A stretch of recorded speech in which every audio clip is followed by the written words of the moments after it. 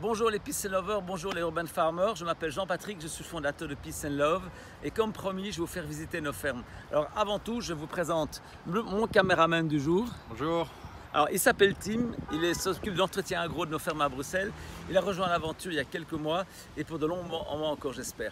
Alors Tim, viens, on va se balader. On est à Bruxelles, au sud de Bruxelles, à Uccle, au Fort Jaco exactement, dans un club sportif qui s'appelle le David Lloyd et qui nous a gentiment accueillis pour donner on va dire un côté durable à ses activités et pouvoir faire profiter ses membres à un potager pour effectivement on fait du sport et puis aussi on mange bien. Alors Tim, tu peux faire un petit panorama sur la ferme. La particularité de la ferme, c'est qu'en fait on se trouve en bordure d'une forêt, la forêt de Soignes, et en pleine terre. Ce qui pour nous, bien Tim, on se balade, ce qui pour nous est assez nouveau et d'ailleurs je pense nos amis parisiens qui regardent cette vidéo, vous n'avez pas vu cette ferme, ce genre de ferme à Paris, on est toujours sur les toitures. Ici l'idée c'est d'occuper des espaces qui n'étaient pas utilisés comme cet espace qui était une pelouse avant. Alors on n'oublie pas quand on se balade dans nos fermes, quand on va dans nos fermes, qu'on a un code à mettre pour rentrer. Vas-y Tim, je t'en prie. Ensuite, je rappelle à nos Urban Farmers, nos Peace and Lovers, qu'on a toujours ici la parcelle qui nous permet de repérer les plantes à récolter. Et ici, souviens-toi, on fait un petit zoom ici. Voilà. On prend la parcelle en photo, comme ça on se souvient de ce qu'il y a à récolter.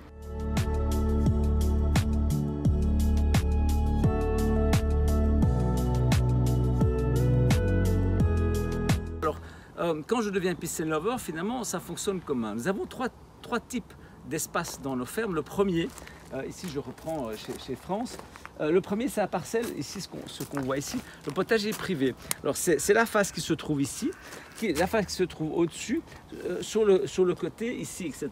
Et bien cette face-là, elle est à vous. Donc ici, France a loué la parcelle Aubergine 3, c'est chez elle, et elle ne récoltera que chez elle.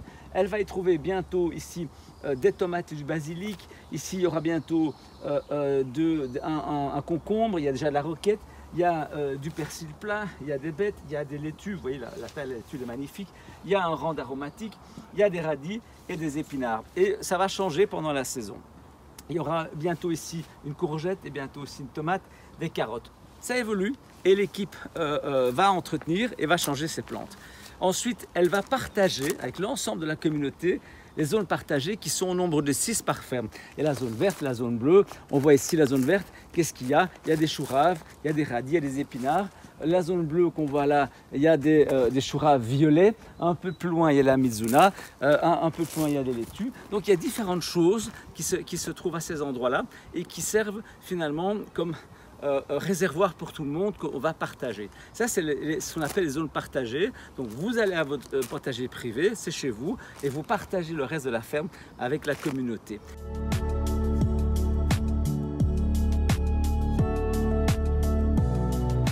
Cette ferme, la particularité, c'est qu'on avait de l'espace et que du coup, eh bien, on s'est un petit peu permis d'être plus créatif et on a planté pas mal de plantes et d'arbres en périphérie pour nous faire une grande haie, ainsi qu'une forêt gourmande à laquelle on va arriver.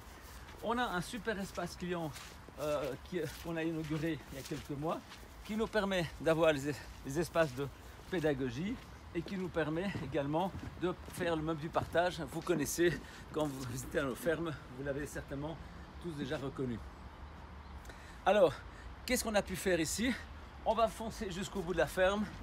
On a pu installer des ruches grâce à notre partenariat avec Habibi. On a installé une mare pour donner à boire à nos ruches. Également, on a découvert avec plaisir qu'on avait des hôtes dans la ferme. Ce sont des crapauds. Et les crapauds nous aident contre la lutte contre les limaces. Et je pense que ça, c'est quelque chose qui est très intéressant. Pas de produits chimiques pour les limaces, mais on a des beaux crapauds. Qu'est-ce qu'on a fait ici au bout? On y arrive. Une forêt gourmande qui est en train de pousser avec différents niveaux d'arbres et de plantes. Vas-y Tim, tu peux faire un panorama.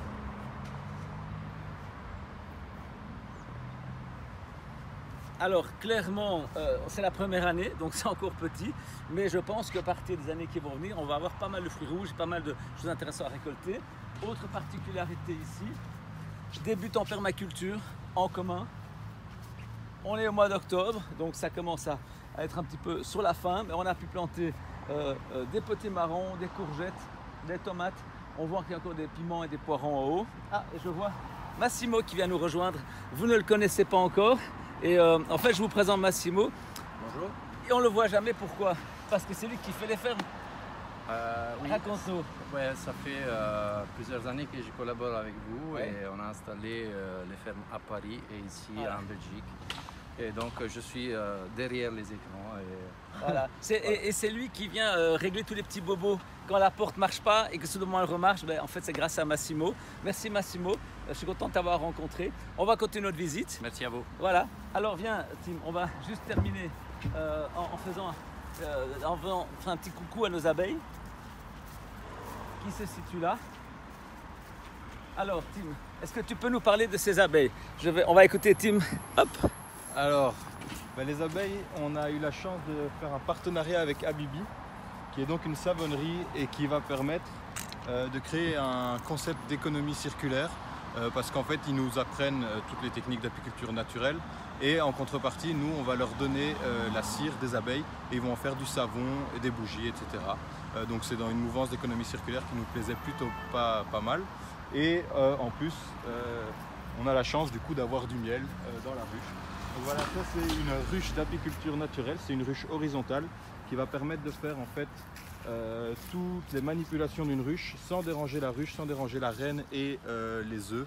Et ce qui est chouette avec cette ruche, c'est qu'on a mis ici une petite vitre qui nous permet de voir ici l'intérieur de la ruche et nos abeilles qui se portent à merveille.